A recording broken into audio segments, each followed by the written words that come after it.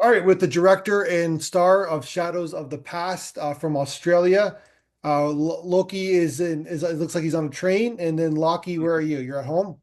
Yeah, I'm at home. I'm at home. So it's 10:41 in Toronto p.m. and it's 2:41 and where you guys are. Yep, yep. So Shadows of the Past is a prequel to a film, another film of yours, right? But we don't need to know, like the audience doesn't need to know, doesn't have to know the first film that was made in order to understand this story, correct? Yeah, yeah, that's true. Yes. So tell me, so how many films have you made of this series? Well, so far I've made four of them, and the series isn't over yet. We're actually working on a, some new episodes, literally right as we speak. And me and Loki have been, well, Loki's been co-writing it with me, and we've been Oh, working on creating these new episodes to come out later this year. And yeah, that should wrap up the series once we're done with that. But as of right now, we've only made four of them. you've only made four of them, but Yeah. am I fair to say that you guys are both in your like early 20s, correct? Yes. Yes. Oh, he's 19. I'm 21. He's 2019, 21. So you like Loki, have you gone to film school? Like how did you learn how to make films? Me or Yeah. like? Oh, yes. Yeah. I've been to film school. I just graduated a few months ago with a bachelor of film and television production.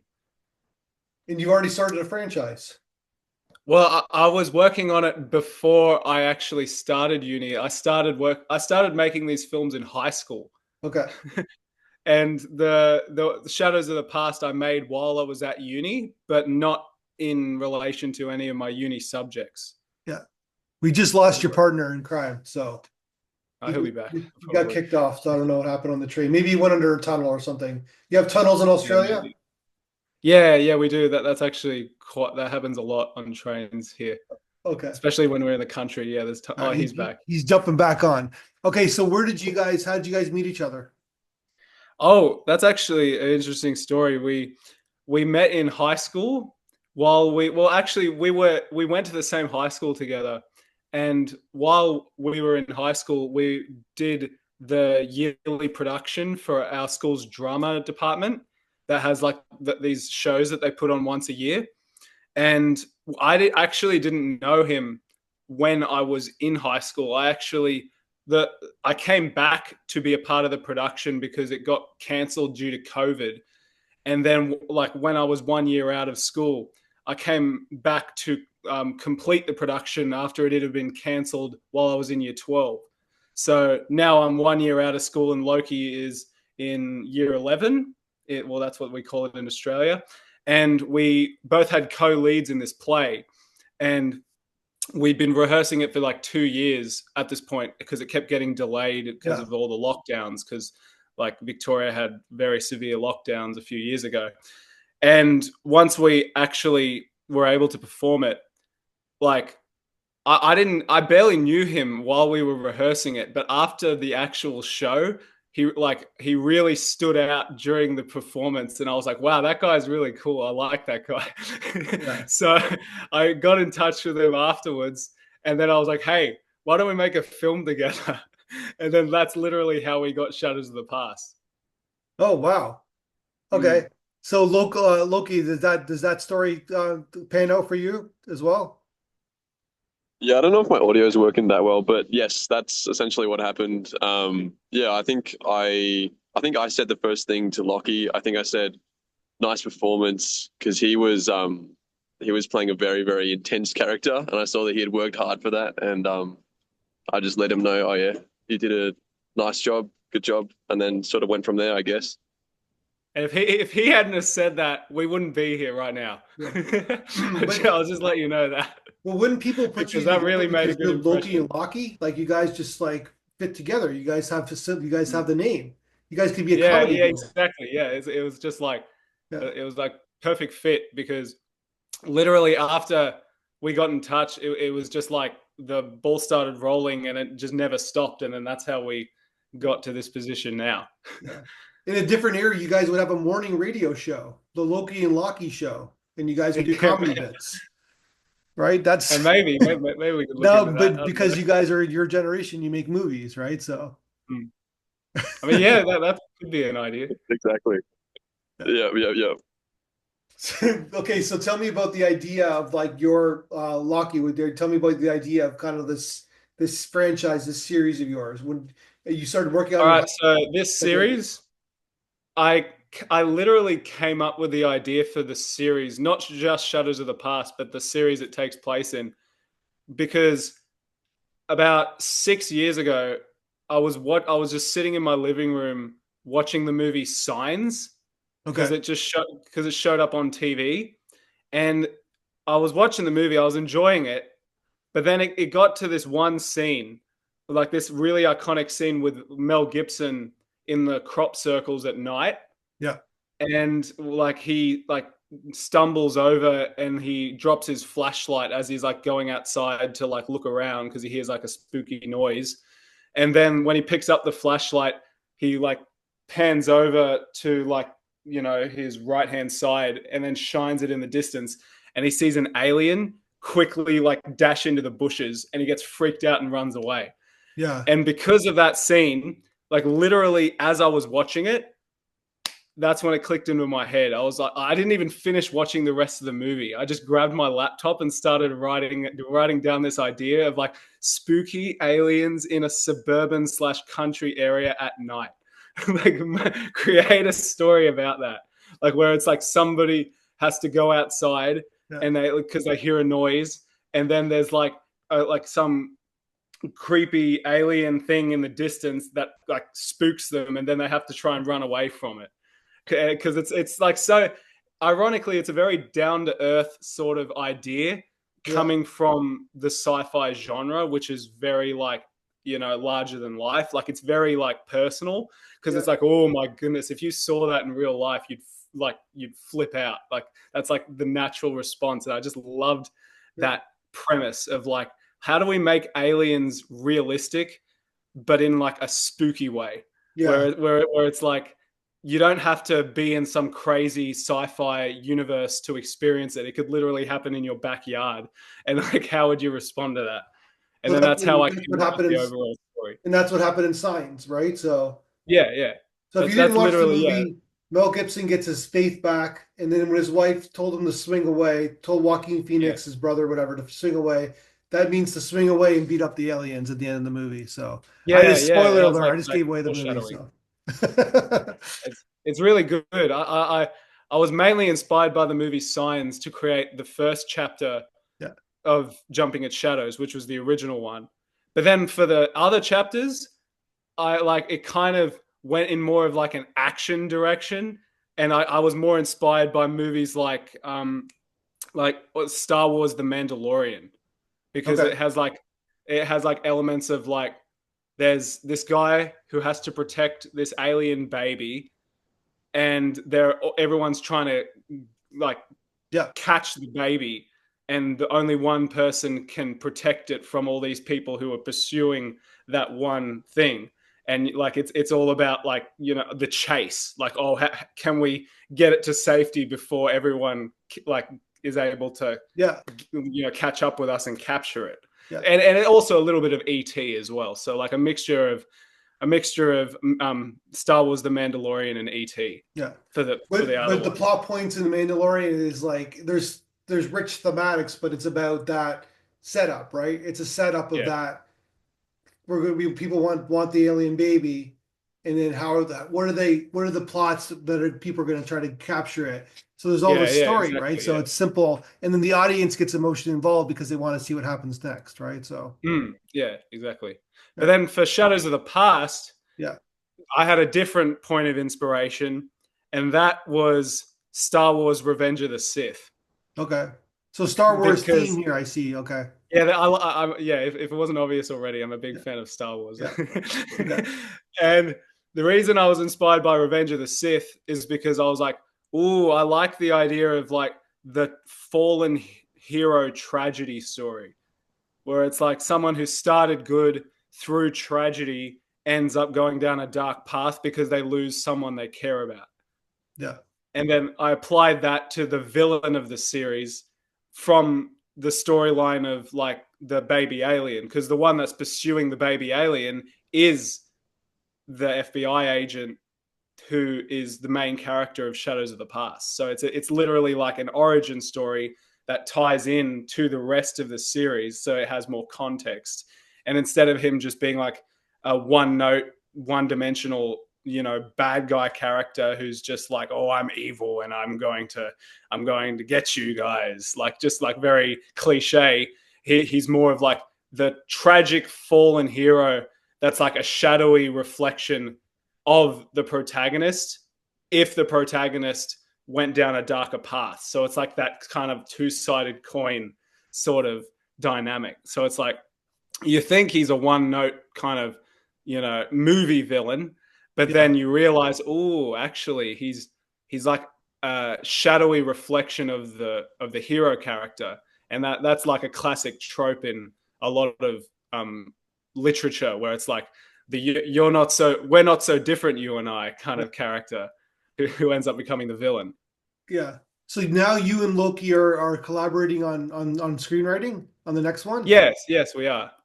So Loki, have you written before? I've written a few things. I write mainly novel based things. So Locky and I are actually working together to sort of do bigger picture and smaller details at the same time, filling each other's gaps. It's working out pretty good thus far. Yeah. Hmm. So, but Loki's really good with the details. Like he's good at fleshing out like all the mini, like just the finer elements that usually I overlook in terms of like, because I like to focus on theme and like overarching storylines and also characters, whereas Loki's more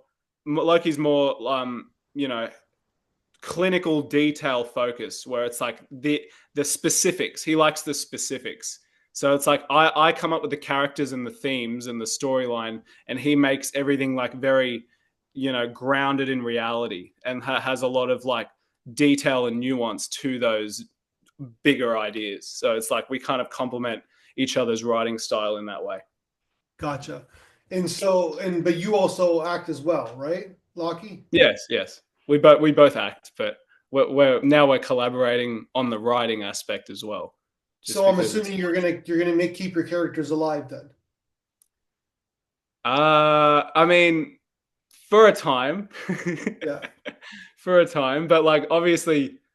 Well, I can't really go into that, but I feel like I kind of need to now, because otherwise it's too obvious if I just remain quiet. But yeah, like the characters, they'll stay alive until their character arcs are complete and it's fitting for the narrative for them to die, because otherwise you just stretch it out longer than it's necessary, and then you lose the appeal if you can't let go of those characters. It's like if you try and keep the characters alive too long, you run out of things to do with them. Yeah, basically. Well, there's 10 Fast and the Furious movies, right? So and they keep those characters alive, right? Yeah, personally, I kind of thought that like the 7th one with Paul Walker is where they should have ended it, because that one had like a nice emotional payoff. And then they just kept going and going and going. And I'm like, why do you, like, you had some good there. Just leave it alone. Yeah. Well, they started off as car thieves, and then now they're like international spies who like save the world, right? So yeah. I mean, like, it's kind of like gambling in a way. It's like, how many times can you keep hedging your bets before you lose? Well, and the characters are like the chips. It's like, if you can keep winning, then by all means keep doing it. But you're not always gonna get a return on investment, and eventually, if you keep going, you will lose. So you better be smart with how you use your characters, because otherwise you could end up breaking them. Yeah, no, there's like Harrison Ford, Han Solo. Yeah, that was a perfect death, right? Because you didn't see it coming, but it worked for the story, right? So. And that's why his character is still preserved and like adored by the Star Wars fan base, because they knew when to end it. Yeah. Same thing with Darth Vader as well. Like when you know when to kill a character, it makes the character like it solidifies their legacy and allows people to appreciate them for literally like the rest of time, unless you bring them back and screw it up afterwards, which is when it can get dangerous, and then you have to try and backstep like your creative decisions to try and get back to that place where everyone loved it again, which can be a really like stressful process as a writer, like when you just don't know when to quit. You know what I mean? So tell But me, yeah, like, go ahead. oh, sorry. No, go ahead. I was going to say the only exception I can think of to that rule where it actually has worked is probably with Deadpool and Wolverine, where they brought Hugh Jackman back one last time. Well, he said And that Australian, right? Like, Mm. yes, you have to love the Australian actor, but he said he was done, right?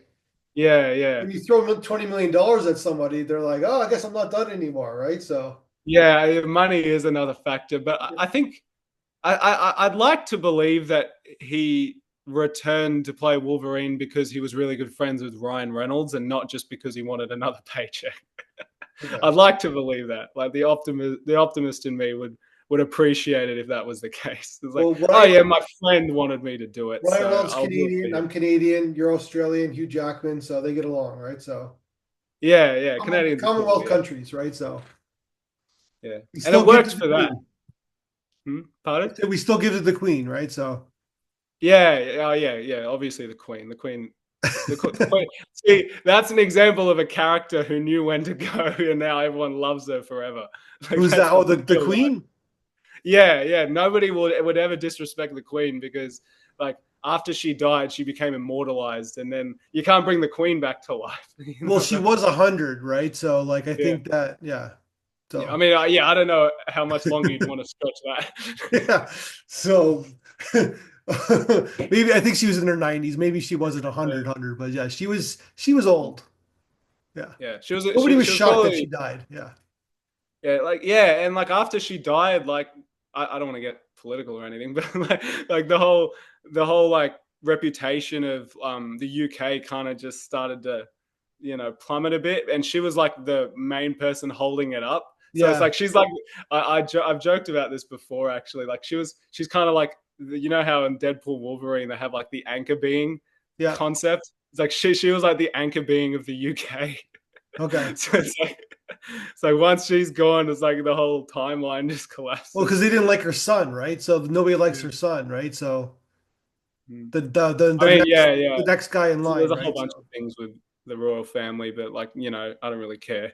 It's ridiculous. It's silly. It's a silly thing. That's my subjective opinion. So so what do you guys? What's your future? What do you guys like? What are you going to concentrate on? Loki. I know you're like on. What are you? Is acting your thing? Is that what you wanna? Is that what you want to pursue? Oh, he just froze up. Go ahead. Well, it's honestly, sorry. That might be. Is it good now?